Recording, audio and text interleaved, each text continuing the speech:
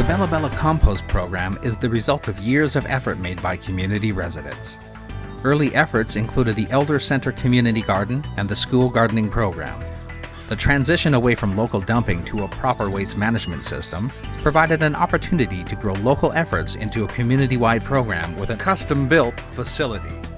This transition was supported by the Health Sick Tribal Council and Aboriginal Affairs and Northern Development Canada. At the same time, Dave Whitehead, a local resident, became available to assist the Solid Waste Working Group. The community has responded enthusiastically to Dave's efforts, and there's a waiting list to join the program. The potential for this program is over 90 tons of material kept out of the landfill and rich soil to increase local food security. This project developed from what I saw as a requirement to produce some soil up in this area. We've got very little native soil in Bella Bella, basically bedrock and gravel and peat. So when we moved here 4 years ago in 2010, I wanted to have a garden, a vegetable garden, and it was pretty tough because there was no soil. So we started a compost at our house, a classic 3-bin compost. Very quickly realized that we weren't going to generate enough compost to generate enough soil to build up anything very quickly. So we involved another half dozen folks in the community to give us their compost. And we provided them with buckets. I went around once a week, picked it up, brought it to our house and put it in our compost. And that really helped, the volume and more quickly build up some soil. After doing that for about a year, folks in the community and folks that were looking at ways to reduce the solid waste that left the island said, well, why don't you think about involving the entire community or developing a community composting project based on the same model? So we went ahead with that. The community built a composting facility that has 12 bins, 12 decent-sized composting bins that we use. They bought enough buckets to service a good portion of the community. And we started off with a 30-household, 6-month pilot, which we ran just to make sure we had the concept down, make sure that everything functioned correctly. That ran for 6 months last summer, ended up last November, the end of that, with good results. We had compost materials turning into soil, sort of proof of concept. We proved that the facility worked, the pickup method worked, and the decision was made to open it up to the rest of the community. So from last November through till now, which is September, we've gone from 30 households to 135. So added another 100 plus households to that list, which just helped build the volume and increase what we will eventually produce in terms of soil. The soil that comes out at the end is a small portion of what you actually collect because everything composts down. But the end result will be soil available to folks in the community to do whatever they want. It's been nearly a year since we decided to go beyond the pilot project and open it to the entire community. And no advertising, well, very little advertising. The odd poster goes out, mainly word of mouth. So once you hit a critical mass, people notice that other people are putting their compost in a bucket rather than the garbage, and tell their neighbors, tell their friends, tell their family. And every week, 2 or 3 or 4 or 5 more people want to sign up for the project. And we just keep signing them up. There's approximately 300 households in the community, so we're approaching 50% of the households. I don't think we'll get 300 eventually. There's always going to be some single guys generally don't produce a lot of compost. Families, big families tend to produce a lot, so it all evens out. We get about 6 kilos a week on average from each household. I mean, that varies a lot between households. Some produce 18, some produce 2 or 3, but it averages about 6 kilos. So if we're doing 100, that's 600, 700 kilos, getting close to 1,000, getting close to a ton of compostable materials for a week, actually a week. So that's really good. That's material that's not going into the solid waste stream. We're diverting it, we're keeping it here, we're doing something to it here, we're turning it into soil, which we use here. So no more transport costs once we collect it. It's just a win-win for the community, especially an isolated community like ours.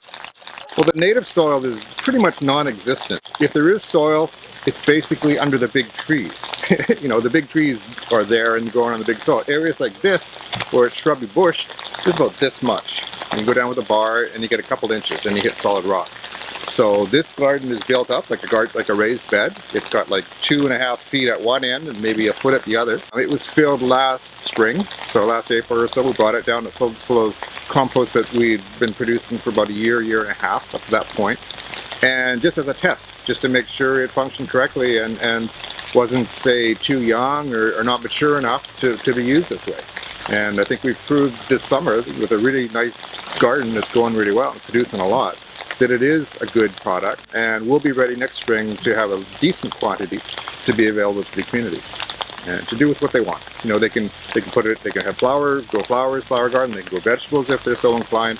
There's a history of people growing their own vegetables up here from contact, even prior to contact. So it's not alien to the people to grow their own food, but it's tough because of the lack of arable land and lack of soil around here. So if we can keep doing this is a totally sustainable project. It can only, you know, get a little bigger and keep going and produce more soil and nothing, bad waste products. So in the time period we've done it, we've identified some requirements, and the requirements are the facility, which is there and which is functioning really well. A method of handling and turning the compost, which is an old farm tractor that we purchased in the last year or so.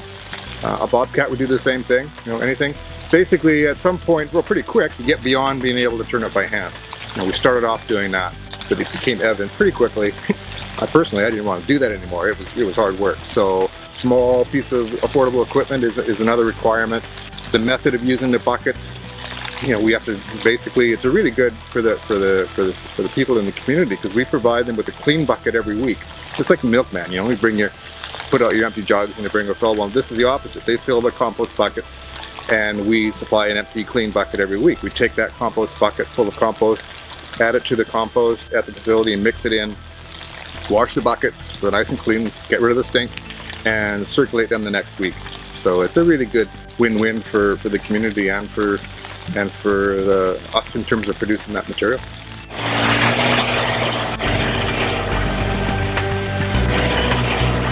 Well, you think of food sustainability, and that's something that's going to be more and more important over time. All food that comes here to the grocery store, all vegetables, are transported via truck from Vancouver to the ferry, on the ferry up here, consuming vast amounts of fuel, which is something that's not going to get any cheaper. Like everywhere else, a lot of that produce comes from California. The benefits of having local supply, people growing their own, or having some people growing maybe on a larger scale for other people, is huge. We don't have the benefit of farm markets like you do in the bigger centers. There isn't such a thing around here. There isn't the ability to grow food on any scale like that.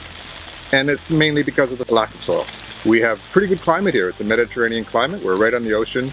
The experiment in the future for me will be what we can do in the winter. How can we extend the growing season into the early spring and into the late fall, perhaps even through the winter? Choosing vegetables that perform under cold conditions, maybe providing some protection in terms of a greenhouse or a plastic house. But basically, the building block that the focus has been on for the last couple of years is producing soil. And we've got that. It's just, there's so many benefits. It doesn't go into landfill, doesn't produce methane, on and on. It's just a really beneficial thing. I've had a lot of support in the community. Actual hands-on help has been very little, but it hasn't been required. And it's been a trial and error period. Just been a learning experience for me in terms of knowing the inputs and how much effort is required and the techniques to use. I'm ready now to pass that knowledge on. So I'm looking for people in the community to come and do and maybe provide more of a hands-on support. It's relatively labor intensive. I mean, it's not a totally automated process, so that's good. There's the opportunity for employment. There's opportunity for people to feel they're doing something really good for their community, and that's what this is. Sometimes composting and compost collection is lumped into garbage collection and that whole thing.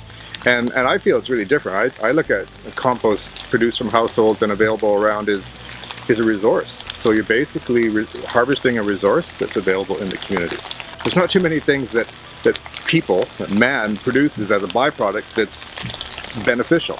I mean, we produce garbage, we produce waste, recycled plastic, stuff like that. And all that costs money and effort to deal with. Well, compost, vegetables, peelings and scraps and all that kind of stuff that comes from people's houses is a really valuable resource that we can turn into something that's very useful. So it's a neat thing, and I think it's basically a bit of a change in attitude when you, from thinking it as a waste product to thinking it as a resource that can be harvested and turned into something very valuable.